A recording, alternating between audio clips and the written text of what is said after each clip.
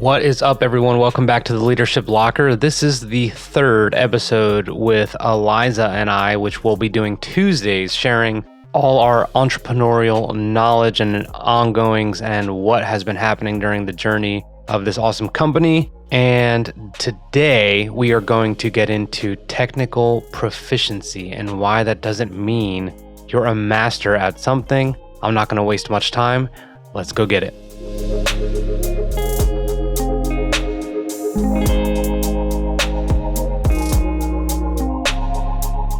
Let's talk about technical proficiency versus having a technique. What are your thoughts? Where are you at? I think there are a lot of people in the professional space that probably would think, well, I know how to do marketing. I know how to do writing. I know how to, do X and Y and Z, but they don't have a technique. They don't do it with the flourish. It doesn't come naturally. People sense those things. One of my favorite people in the world is by craft a writer. They do all the mechanics right. They write 1,000 words a day. They'll engage in these writing campaigns or things where it's like a test, or everybody's doing it together and we're all going to write. And at the end of the 3-day campaign, we're all going to read what we wrote collectively. And, hopefully you'll come up with something masterclass, right? And it's always technically proficient. It's functionally good writing, but there's a piece missing that people just don't respond to. And it's just kind of like, yeah, you did it. So I think there's something in there, like the story I was telling you the other day about my chiropractor, right? So you can go and have all the education in the world. You can go and have all the technical proficiencies in the world. But if you don't master being able to read people and being able to deliver something that's unique to them, that serves them where they're at, that's the flourish. That's the technique that really goes the extra mile, right? So like my chiropractor, one of them was like cracking my back and left me with back spasms. And the one right beside him, the next time I went, he was just like, oh, you don't need to be turned as hard to get the crack that you needed. It sounds like this could be taken one of two ways. Yeah. You're saying just because you have the skill doesn't mean you're good. Yeah. Or if you have the skill, you need to be unique in order for that to be scalable. Yeah. Well, I think right now the market is full of competition. And again, just because you have the technique doesn't mean that's going to set you apart. You have to be something special. It has to be something that takes you above the fold. It has to be something that sets you apart from other people that practice the same thing. There's so many different things of internalizing a technical aspect of something that makes you just deliver service over and above. And I think for us, like when we think about our clients and how we serve them, it's not just video. Anybody else could deliver video content. Agree. It's going the extra mile and knowing what is important to our clients and knowing what it is that's going to set them apart from what the players in the space are doing. So video is the medium, but the technique really is drawing out of them what it is that's going to, put them above the rest, so to speak. So let's talk about a category that doesn't apply to us and try and dive deeper here. Yep. So let's look at something outside of what we do and let's call it construction. Mm-hmm. There's a lot of construction going on around here. Yeah. So the people are able to do it, but if they don't have a technique, then there's potentially the ability for the homeowner's warranty to be effectuated within a year. Yep. Structural damage within 10 years. Yep. So it's clearly bad for the business. So if you are talking to someone and you are acting in a mentor capacity, or we are talking to people on this podcast as people who try and make sure that we differentiate and we don't leave it to the basics, which is the filming, mm-hmm. right? It's static, it's simple mm-hmm. to most. Mm-hmm. Then how do you tell them, you're not unique. Yeah. There's no technique there. Like everyone is doing that. Yeah. Well, we all have a responsibility to tell the truth, right? So when you hold back, you're not doing anybody a service by saying, oh, you're doing a great job if they're doing a really crappy job. The best way that you can help someone get better at their craft is providing constructive criticism of, hey, this is good, but there's something missing. Let's keep working at it. Let's look at what you like and resonate with. And why do you resonate with it? How can you do better at it? How can you reach that standard of whatever the craft is? So, if it comes to something creative, everybody has to have someone to emulate. Like, and I'll take us, for example, like, in terms of how we approach even creating content for our clients, there's the traditional lane of, oh, okay, let's set you up on what you're an expert in. But now let's disrupt the narrative by attacking the problems and, elevating the negative and how you address that. Sure. Right. So that's a technique, because you can say all day long, oh, you're proficient in coaching. This is going from where you're at to where you want to be. But really, functionally speaking, how you get people to come into your narrative and into your story and understand how you solve problems for them. And what sets you apart is the fact that you can say, okay, now what is the actual problem that you've solved? What is the negative of this story that you have stepped into and provided a solution for? Ryan Dice, I'm not sure if you remember when I had him on not long ago. He's CEO, founder of digitalmarketer.com, which, can you just imagine trying to get that? Like, that's so far ahead. I thought that was brilliant. Anyway, and he's got also scalable.io, but he said people are interested in two things when you're marketing to them, and that is transformation or validation, right? And I think that's what it is. So whenever anyone hears, what problem do you solve? I think and I just kind of did it myself, like rolled my eyes. Like, it's because it's become trite. Yes. Right? Like, that's become like the normal nomenclature for like setting yourself apart. To the point where you could gloss over it. That's right. And I think one thing you're getting at, without getting at it yet, is, dude, like, have you evaluated your fucking competition? Right. Because you can be so happy that you have launched a business, that it's doing a little bit, it's okay, it's doing well, and you're very, very happy about this. You're proud of your accomplishments. And then someone like you or us or a friend who's a really honest friend is going to pull your punk card and be like, who isn't doing that shit? Yep. Like, what's going to happen in 5 years? Yep. I mean, I was just listening and someone was talking about Toys R Us, and they're just like, they didn't just like go with the times. Blockbuster didn't go with the times. Yeah. Like, they were just like, we're not mailing people shit. Yeah. So that's the risk, but you have to study your competition. I think it's not just that. I think people oftentimes confuse a hobby or a passion with something that's going to be like a market innovation. Like, it's okay to understand what is a hobby or something that you just enjoy doing for the pure joy of doing it, rather than trying to make money at it. If you love writing for the sake of writing, write. It doesn't mean that you have to make money at it. Very true. Right? So, I think you tell the story about your dad when he said, like, oh, is this a hobby? Yes. Like, your passion just happened to coincide with an actual market need. Yes. And so proof of concept is there. Like, we've got that. Yeah. So this isn't a hobby. This is like an actual real company.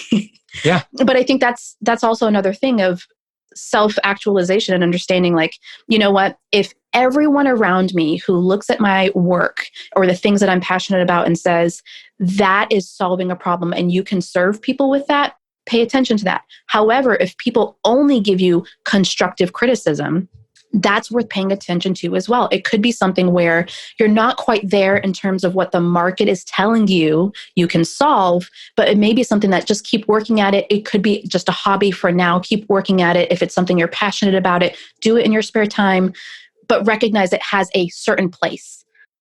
I think that's one of the most deflating things to come across, which is everyone goes into their living room or calls their parents or texts their sister like, I got a fucking idea. Yeah.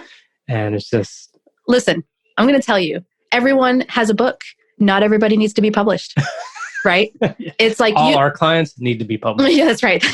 But, I mean, there are hundreds and hundreds of manuscripts that I've seen over the course of my career. And it's like, you're pretending to be somebody else. You have this vision in your head of an author that you really love and you think, I can match their skill set. And you can tell when someone's copy paste, just using different words. Yes. So I think there's something about like just recognizing where you stand in terms of market competition and literally what sets you apart. And if you're asking only the people, and it tends to be family and friends, that are going to give you good feedback because they're like, yeah, I love them. Why wouldn't I support them? But that don't give you the actual criticism that you need to like properly position what it is that you're working on. I mean, you have to do the hard work of figuring out what's viable and what's not. Yes. I'm really glad you brought up the book piece. I think for everyone, and you've talked about this, you're like, you have a book in you one day. I'm like, dude, I don't know. And the thought that comes to mind is people believe, and I slightly believe this, it's some sort of rite of passage. Yeah. Like, well, I'm an author and I'm going to be an Amazon bestseller in 40-year-old men who retired from the Marine Corps. Yeah. Who now have a business, or whatever it may be. And this is, I think, nails it, which is you can be technically proficient at writing and creating copy and putting thoughts together and all these other things, but that doesn't mean you're a good writer and that shit's going to fly off the shelves. That doesn't mean it's going to get any fucking reviews on Amazon. It also doesn't mean you're a good speaker just because you can put words on a page. In terms of publishing a book, that shouldn't be like an end goal. It should be one part of a bigger strategy, right? If you're evaluating like the different ways that you can interact with people and have people have a part of your story, one is a digital strategy. One certainly could be a book. One is like, okay, are you doing classes or master classes or speaking engagements or, all these different things.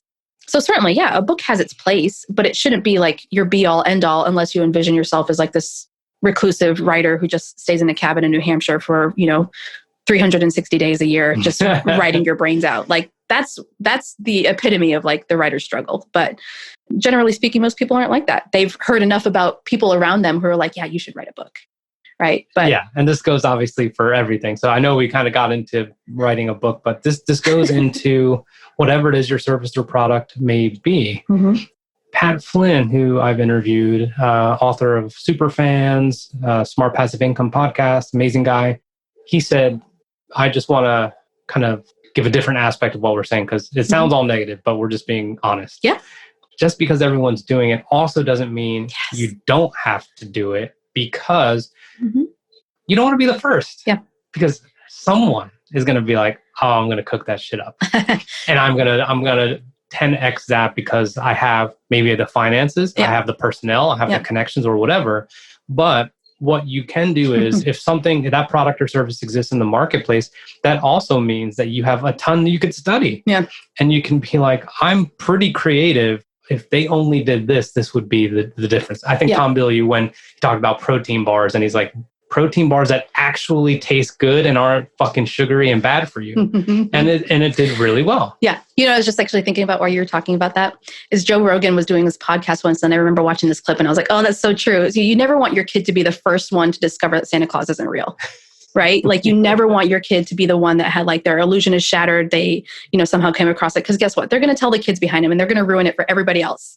Right? But you also don't want your kid to be the last one to find out and then feel duped their entire life that they were like in 10th grade thinking that Santa Claus was still real. Somehow you want to find that sweet spot right in the middle. Yes. That can literally apply to everything. Like some people, that's the best thing. Like I don't want to be the first one to write this book and like invest so much money and I took no knowledge from anybody else. Sometimes the middle of the pack is a good place to be. Absolutely. Sometimes. In the right circumstance. Yeah. So this sounds like half glass half full type of discussion. I feel like what we've done is tell people who are proficient at things like you actually suck. And now we're kind of going back on our word like, but you should be in the middle somewhere. I don't know. Is this a good podcast? Yes, this is a great podcast. This is real life. This is how we discuss stuff. Yeah. I'll give you an example. So this company that I worked at, anybody who's involved in this organization, they knew that people who ascended to the centralized hub, like the headquarters, so to speak, they went there to die. Right? Like the goal was to get there because you had done your time. You were rewarded with the position. Tour. That's right. As long as you were proficient, like that was the standard. Yes. Executing above and beyond was not the standard. So you were rewarded for time and service. You were rewarded with stability and security, and you didn't have to modify the mark by any means, right? So you didn't have to move the needle. You just had to exist and breathe. And I remember there was so much conflict in that because the standard was so low and there was no constructive feedback to elevate the bar of performance that everyone, like, it was just status quo. Just like, don't change the game. Don't cause a ripple in the water. Like, people are just here to retire. And it was so, like, for people who are motivated and for people who want to, like, no, like, I want to serve people. I have that engine inside of me that, like, this is not okay. It was a complete conflict because nobody was willing to have constructive criticism or healthy confrontation even. Well, the worst part of that is that the person who's motivated starts to potentially rescind some of their efforts and how they show up. And then resent the company. 100%. Right. And then you just kind of rob that person. Yeah. But I have an example of that, though, really quick. So when I was stationed in Naples, I switched platoons. I was on a guard platoon, essentially. We guarded this building and we were a security force, blah, blah, blah. So I was in one platoon, and I didn't know anything about the other platoon because we literally changed shifts with them. Mm-hmm. I didn't know anything. I didn't know anything about how they turned over leadership or anything like that. I just saw that they looked like Marines and they did their thing and we did our thing. So when I switched over, we would have to run drills. Mm-hmm. And at the end of the drill, I came running back to meet the group. Mm-hmm. And everyone was just kind of like walking and just kind of like whatever in the middle of the night. And you're just like, dude, this dude's motivated, like condescendingly. Yeah. And over time, I was just like, I guess I could just kind of ease off. And then I was just like, fuck that. Yeah. And then I kind of moved up really quick. And then that actually started to have an effect. Yep. But if you have the technique mm-hmm. and you're more than proficient, mm-hmm. you need to share that shit. So bringing that full circle too is that's the curse of the capable, right? If everyone around you is performing at the minimum threshold of success or, performance or acceptability, right? And you're the only one that's pushing the needle forward, then you become the one to carry all the weight of excellence, right? Of expectation, of responsibility and so forth. Because everyone's like, that's not my baby. I'm not going to carry that thing. Yeah. You can do it. You're better at it. Mm-hmm. And I think so that reminds me of like when we were younger, my brother, we would like all, have dinner or whatever, and there would be leftovers. And if my brother went into the refrigerator and he ate the end of the leftovers, he would leave just enough left. So it wasn't a full meal, but he wouldn't have to do the dishes. Hell no. So that to me is like the illustration of like, I'm going to go just far enough where I don't have to go the extra mile. And I'm going to leave my sisters with the dishes. So don't leave your sisters with the dishes. Yeah. Okay.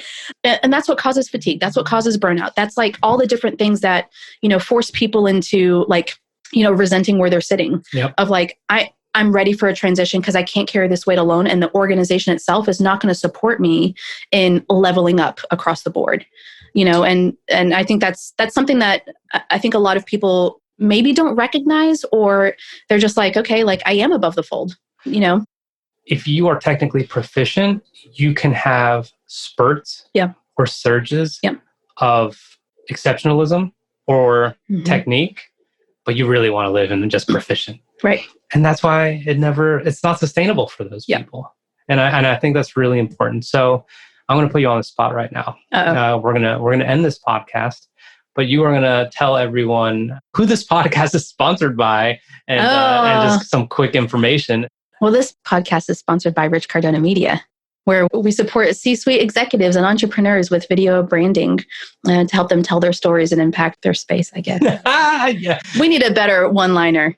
We film out and distribute content, but that might change. Yeah. So you don't have to. Because we actually don't. Look at the setup. But we don't do just that, though. It's not. That's not accurate. We do a lot more than that. That's right.